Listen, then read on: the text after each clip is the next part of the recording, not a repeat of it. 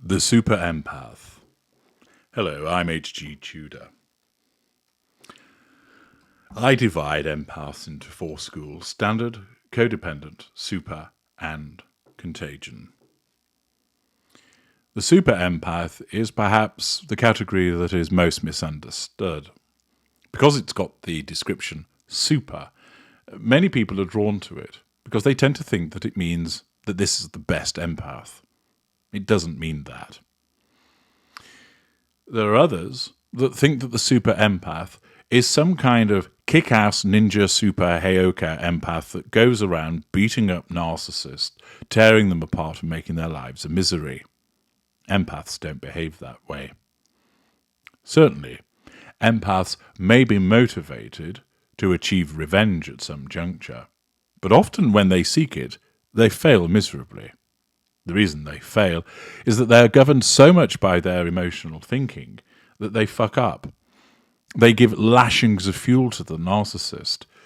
And although the narcissist may well respond in a furious fashion, the narcissist is still getting what they want. Invariably, the uninformed empath that goes on some kind of rampage against the narcissist is causing themselves more problems. They're giving huge amounts of fuel to the narcissist. They expose themselves to adverse consequences as the narcissist fights back against the challenge fuel that is being given.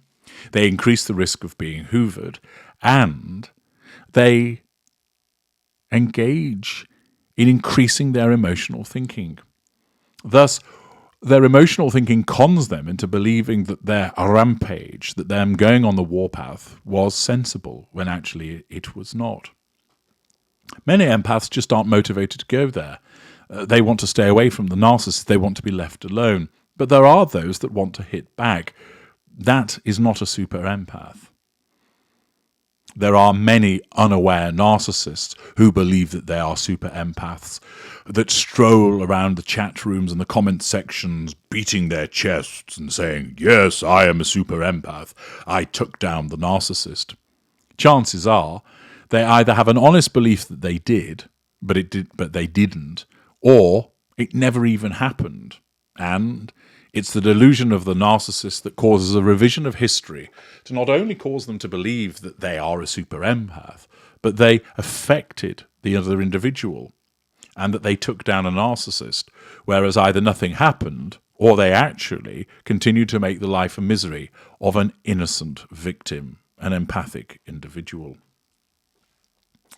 There are many that claim to be super empaths and their behavior demonstrates that they are not. There are many that claim to be super empaths, and their lack of knowledge stands out.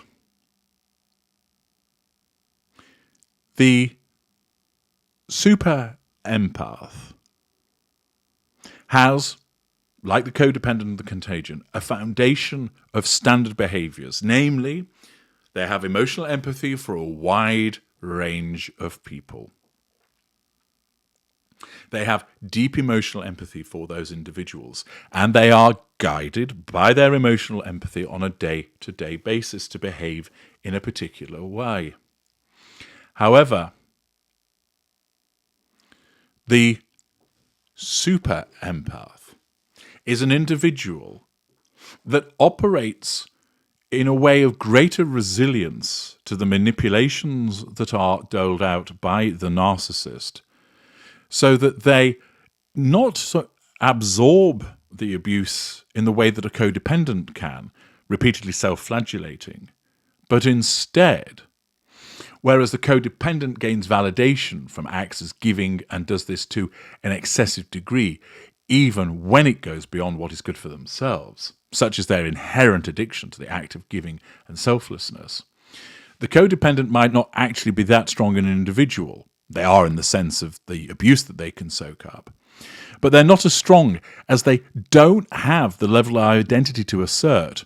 They form one through their self-flagellation of the giving and not taking. They are masochistic in nature, driving themselves to the point of collapse and illness because they actually lack the strength to escape and also lack the desire to escape from the clutches of the narcissist. The super empath gives. But whereas the codependent is masochistic in this giving, the super empath does so from a position of resilience and strength. Their ability to empathize, to heal, to fix, to impart goodness is regarded as a gift and one which ought not to be abused.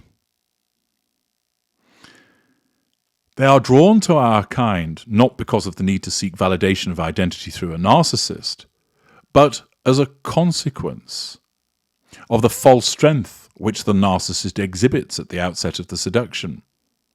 This apparent confidence, the apparent satisfaction with self, the appearance of being comfortable in their own skin, at ease with others, lighting up a room and so forth, is attractive to the super empath.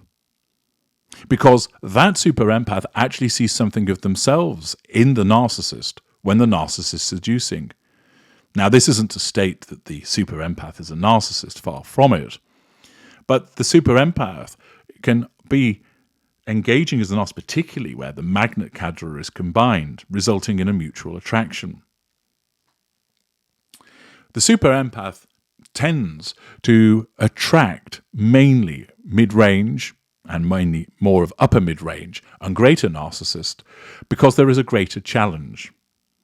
They are just as easy to seduce as the other schools of narcissist, but the challenge comes in keeping them engaged.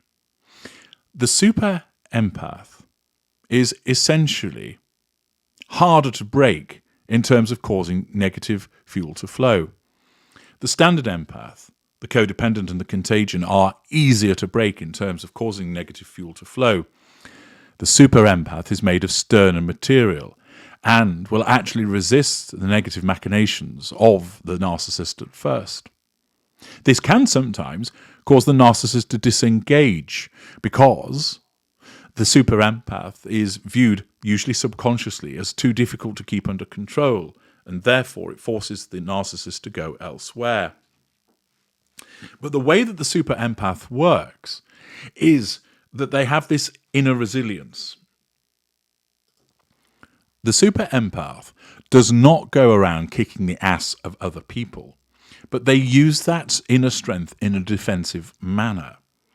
So when they are being abused, they are able to deal with it, not in the sense of soaking it up, but rather recognizing at an earlier juncture that the way that they are being treated is unacceptable.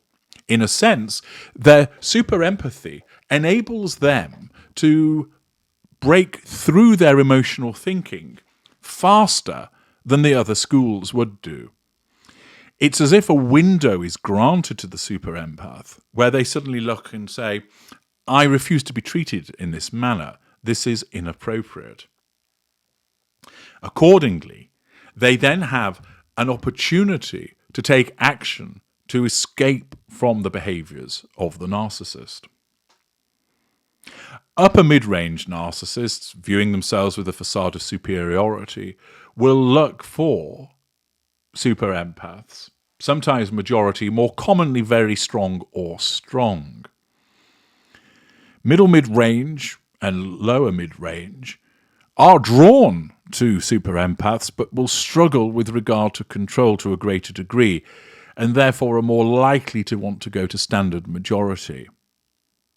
Upper lesser B and upper less A will have a degree of attraction again to super empaths, but not majority, perhaps an insignificant or significant aspect. They prefer standard or codependence as they're easier. Lower lesser and middle lesser will shy away from the super empath. Far too difficult for them to control. They want the codependence, or possibly standard. The greaters are the ones which are more likely to want majority super empaths, because the greater has the skill set and revels in the awareness of the fight that will be exhibited. The fact that initially they may prove a little harder to ensnare, but more importantly, that at some juncture the fight will manifest as the super empath seeks to defend themselves, and thus this allows the greater and the ultra to roll out their extensive range of machinations. In essence, we like it when they fight. The super empath, of course, is also capable of the empathic supernova, which again is often misunderstood, particularly by those who are unaware mid-range narcissists. Do watch the video about the empathic supernova to understand more about what it is and how it is used. Anybody that has any degree of super empathy is capable of going empathic supernova. Accordingly, if you are found to be an empath and there is no super empath in your school constitution, you cannot go empathic supernova, and more likely what you will exhibit is a cliff fight back. See also the video, the cliff fight back against supernova. But if you have majority super empath, very strong, significant, and even insignificant, there is the possibility that there will be a trigger event which then causes a shift. Where an individual is a majority super empath, they are governed by their super empathy on a day-to-day basis, meaning that if somebody comes and parks their tanks on their lawn, they will resist that. They will speak out about it. They will look to correct such behaviours. Where the super empath aspect is a minority element, there must be a trigger element. And similar to codependency, it could be that a super empath minority element is never ever triggered, and therefore there is never any empathic supernova that occurs. But where there is a minority element and the appropriate trigger aspect is activated, boom, comes the empathic supernova. The empathic supernova, as the video explains, is not there to be used in an offensive fashion, but it's there to defend the empath, to cause them to blast a hole so that they can seek escape or that they can alleviate what they're experiencing. It's almost creating a corridor of safety to get to a point of protection. It might be, for instance, that the infidelity of the narcissist triggers the empathic supernova, or it could be a physical assault.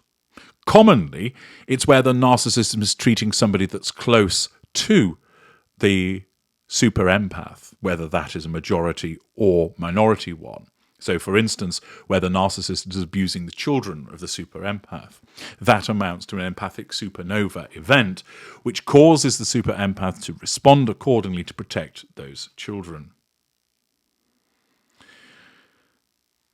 The super empath is a challenge to all narcissists because of all of the schools. They ultimately prove to be the harder to control. That's not because they are haphazard lunatics that are always kicking off. Not at all. But rather, as a consequence of the way that they are constituted, they have a lower bullshit threshold, if I can describe it as such, so that when they exhibit, or rather when they see the behaviours exhibited by the narcissist which are problematic, they draw a line in the sand and say, no more, I'm not tolerating this. Of course, the narcissist may fight back and reassert control, but there is at least an earlier attempt by the super empath to prevent themselves suffering for the length of time that, say, a standard empath or a contagion empath, and in particular a codependent empath would. The super empath often has strong narcissistic traits, but even stronger empathic traits which keep them in check. The super empath has to be seduced, of course, and the narcissist puts in those extra miles to do so. They have to be coerced into sharing the fruits of their empathy. But once this has been done, the gate has been unlocked and the benefits are huge for the narcissist in terms of the empathy that's exhibited towards them, the decency which is exhibited, the fuel that pours forth from the super empath. The super empath is not about going around making life difficult for the narcissist as a matter of revenge or as an offensive action. It is a defensive stance, a resilience, an inner depth of being to recognize problems at an earlier juncture and do something about it. The extent to which this happens varies, of course, upon the level of super empath that exists, from insignificant all the way through to majority. If you believe that you're an empath, you can find out whether that is the case by using the empath detector details link in the video description. And you can find out if you are a super empath, and if so, to what extent. In due course, there'll be a further deep dive into the world of the super empath, beyond what is explained in this video. I'm H.G. Tudor. Thank you for listening.